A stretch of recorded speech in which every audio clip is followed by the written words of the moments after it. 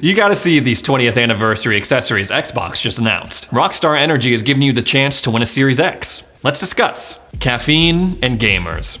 A tale as old as time, really. We've all been there. Staying up late into the night, drinking liters of Mountain Dew or energy drinks or any caffeinated beverage of your choosing to stay up super late and chase dubs with the crew. We've all been there. Now, Rockstar is partnering up with Halo Infinite, and they're releasing 5 special Halo Infinite cans from October 1st all the way to December 31st. But they each have some really cool, unique Spartan art for each can, and honestly, it looks pretty cool.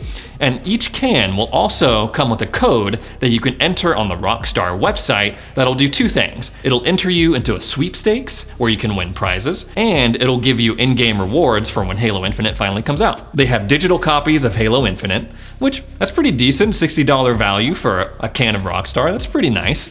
And they also have a Series X bundle. They're giving one away every day. So this will come with, of course, the Series X console. I'm not sure the model of the headphones, but it looks like a pretty decent headset, kind of like military UNSC Spartan themed, it looks like. And they're giving away a monitor by Razer. That's a pretty decent bundle. And in a time where things are crazy and it's hard to get your hands on a Series X right now, hey, might as well give it a try. The grand prize for this is it's crazy. This is crazy to me.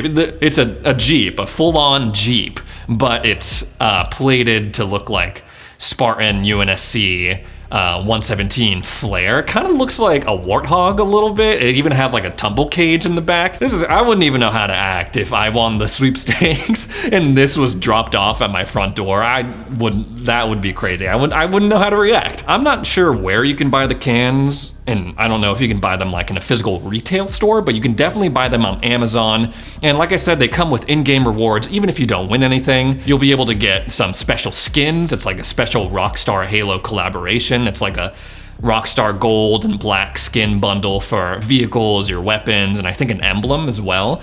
And you're also gonna get challenge swaps and also experience boosts that you can use in-game as well.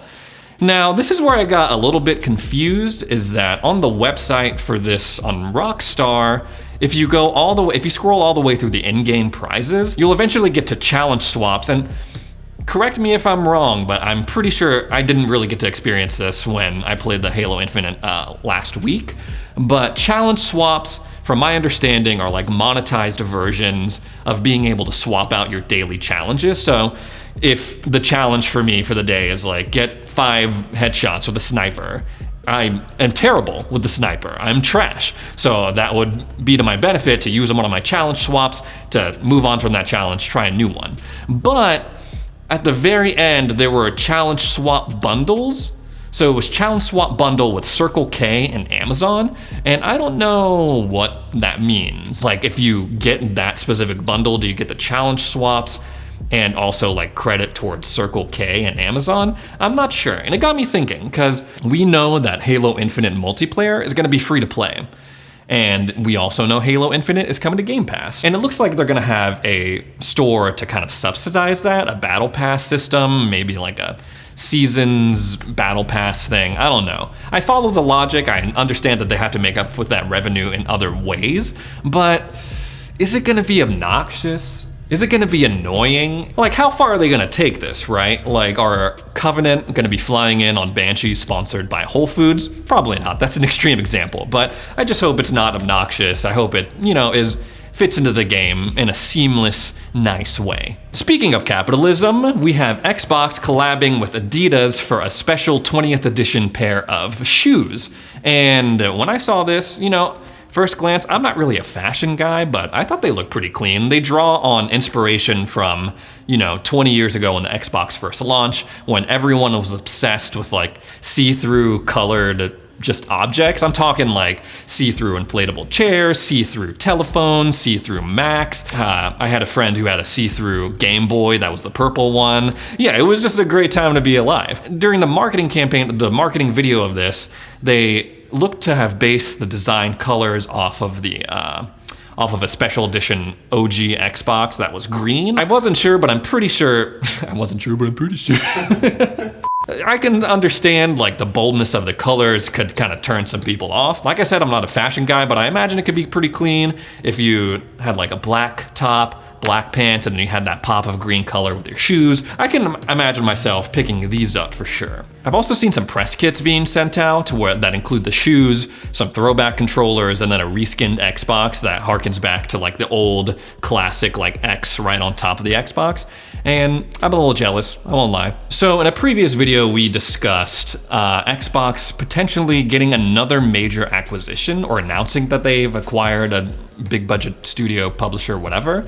Back then, we were just going on like a rumor thread, so we really had no information really, so people were speculating. They were swinging for the fences, right? What if Xbox acquired 2K Games? What if Xbox acquired Rockstar? I participated in that as well. But Jeff Grubb revealed on this podcast that they're shopping around for a studio, kind of like trying out different studios, because they're happy with their upcoming slate of games. They have a lot of games on the horizon. Like I said, the Fable reboot, Perfect Dark reboot, Halo Infinite, Forza, Starfield, all sorts of games are coming out.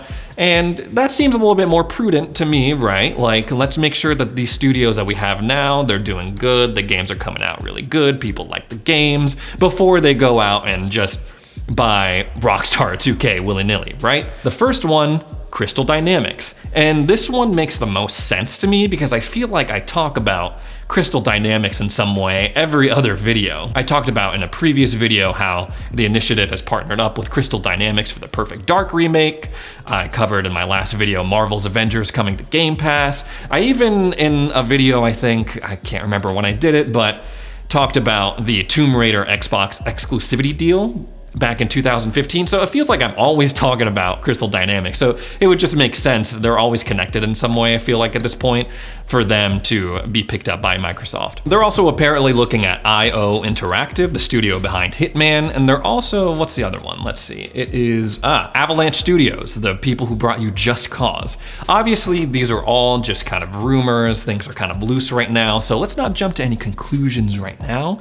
But like I said, what makes the most sense to me is Xbox acquiring Crystal Dynamics. We know that Xbox's relationship with Square Enix has improved because Marvel's Avengers is on Game Pass right now, and it seems that Crystal Dynamics is finishing that up content-wise.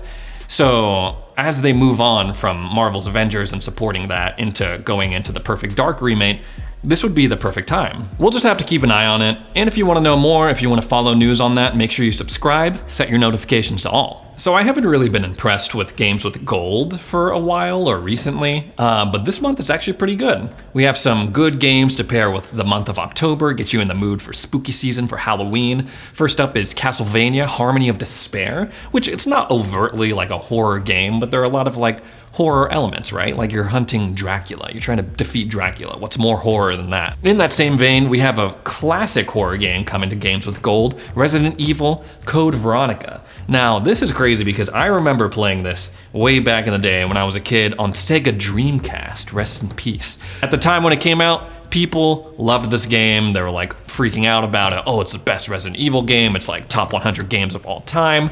As it got ported to more modern consoles, the hype kind of died down for it, but it's still a solid game.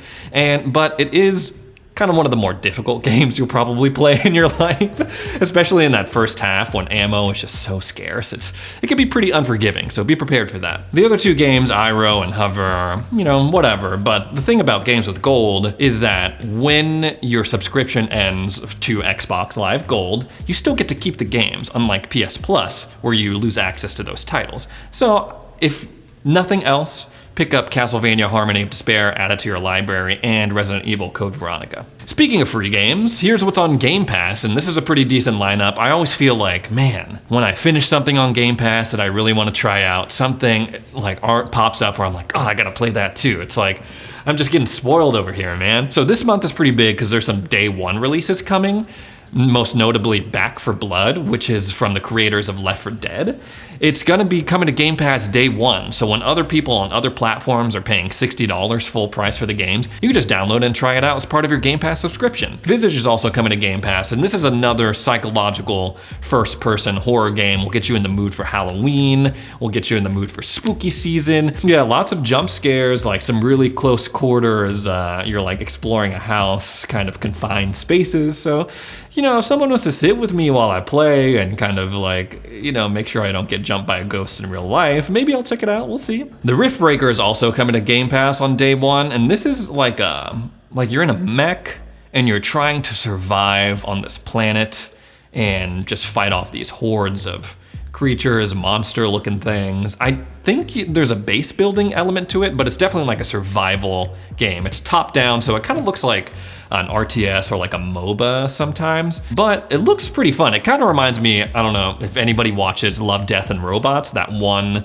episode where everyone is on a farm and they each have their own mech to fight off these like hordes of demons that come through these portals. It kind of gave me those vibes, so hey, I thought it was pretty cool. If you have recommendations for what you like to play on Game Pass, I'd be more than happy to check them out if you drop them in the comments below. At this point, I'm sure you guys have heard that this year is the 20th anniversary of Xbox. I think it comes up in November.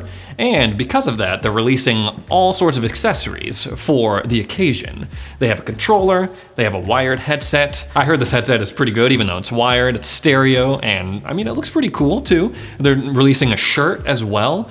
And for the controller and the headset, they're kind of running with this theme of, like I said earlier in the video, like see-through. Remember the time when all tech you can see through and like look at the components and stuff? And on the back they have the green accent that's like the classic Xbox color. I don't know if you remember, it's been, like I said, 20 years ago at this point, but back in the day it was like the Xbox, and then right on top it had that like lime green, not really, it's like more like a Nickelodeon slime green, I would say. I don't know, what's the official term for that color? I can't think of it off the top of my head, but it's like a nice little accent that they added for a nice nostalgic feeling. I'm gonna do my best to get my hands on one of these so I can check it out on this channel. You can see it firsthand, maybe do a little unboxing. We'll see, who knows? Anyway, thanks for tuning in to my weekly ramblings. Like I said a million other times in the video, make sure you subscribe, set your notifications to all. It would help your old buddy Ray out. We'll see you next time. Thanks for tuning in. God bless.